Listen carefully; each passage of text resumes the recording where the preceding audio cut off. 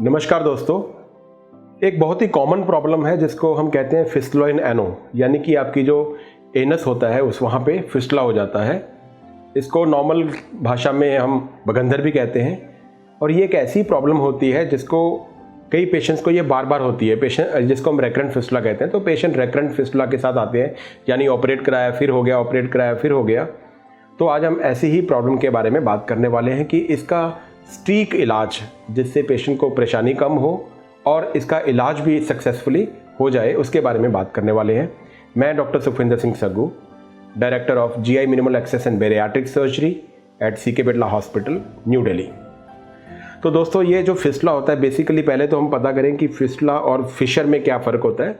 Fistula होता है कि अगर आपके मोशन के रास्ते के साइड से कहीं छेद हो जाता है और वहाँ से पस आना शुरू हो जाता है, तो उसको हम फिस्टुला कहते हैं। और अगर मोशन के रास्ते में कोई कट आता है, चीरा आता है, तो उसको फिशर कहते हैं। अब इस फिस्टुला का इलाज बहुत टाइम से चला आ रहा है। इसमें हम सीटॉन भी डालते थे, धागा डाल के करते थे। कई बार हम इसको ओपन सर्जरी करके काट के करते थे। बीच में हमने वाफ्ट करना शुरू किया।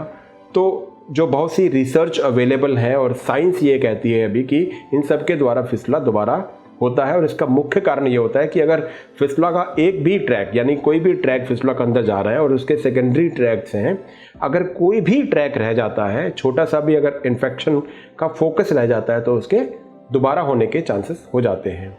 तो आज की जो मॉडर्न साइंस है उसमें इतनी हमने प्रोग्रेस किया है, तो आजकल इसकी सर्जरी हम लेज़र से करते हैं। यानी कि लेज़र से जब हम सर्जरी करते हैं तो पेशेंट को पेन बहुत कम होता है, पेशेंट की रिकवरी बहुत जल्दी होती है, पेशेंट का बैठना उठना इजीली हो जाता है, आराम से बैठ पाता है पेशेंट। और सबसे बड़ी बात है कि दोबारा होने के चांसेस बहुत कम हो जाते हैं। ऐसा क्या है इसमें कि दोबारा होने के चांसेस कम होते हैं, इसको हम विस्तार से समझते हैं। बेसिकली इसमें हम 5 जो है वो स्टेप करते हैं। पहले स्टेप में जितने भी छेद हैं बाहर की तरफ, जिसको हम एक्सटर्नल ओपनिंग कहते हैं, उसको हम प्रोब करके अंदर के छेद को देखते हैं कि जो इंटरनल ओपनिंग कहाँ पे है और कितने ट्रैक्स हैं। तो टोटल ट्रैक्स को हम देखते हैं।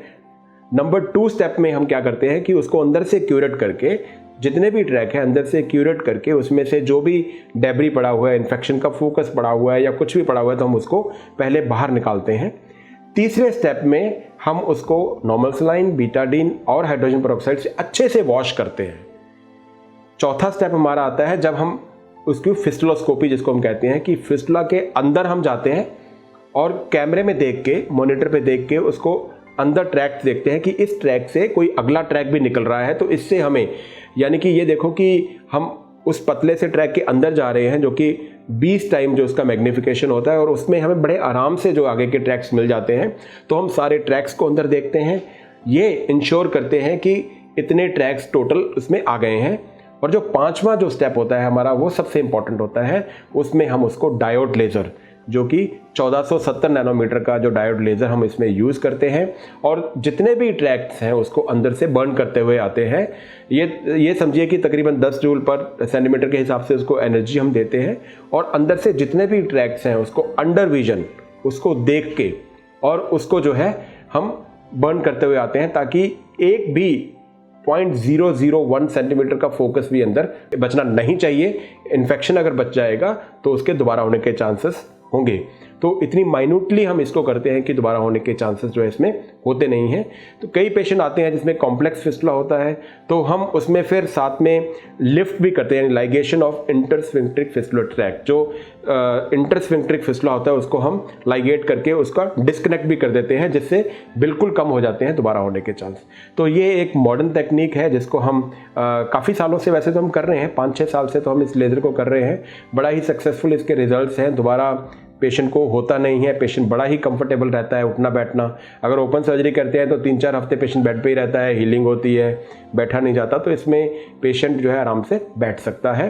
तो मैं आशा करता हूँ कि आज का ये वीडियो आपकी जो भी क्वेरी हैं हम उनको सॉल्व करने में सफल हुए हैं। लेकिन फिर भी अगर आपकी कोई क्वेरी है तो आप प्लीज़ कमेंट सेक्शन में जाइए, आप क्वेश्चन पूछिए, या फिर आप हमारे हॉस्पिटल में आकर के यहाँ पे कंसल्ट ले सकते हैं।